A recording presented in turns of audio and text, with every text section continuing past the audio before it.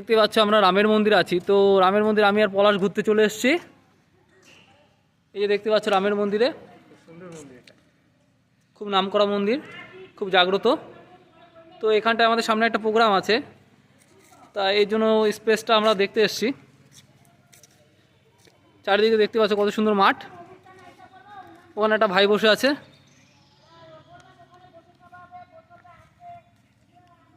চাষবাস আছে, দেখতে পাচ্ছ চারিদিকে কফি ফুলকপি হয়ে রয়েছে।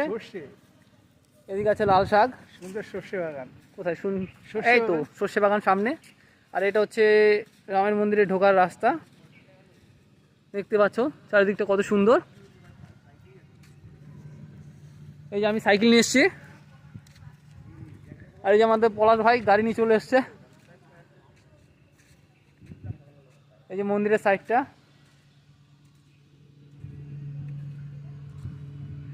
মন্দিরে পুজো দেওয়ার জন্য সব কাকিমারা এখান দিয়ে রয়েছে।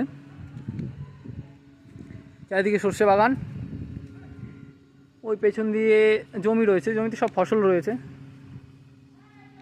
এটা সামনের দিকটা মন্দিরের। চলো পলাশ আমরা বাড়ির দিকে যাই এবার। ওকে, বাই বাই।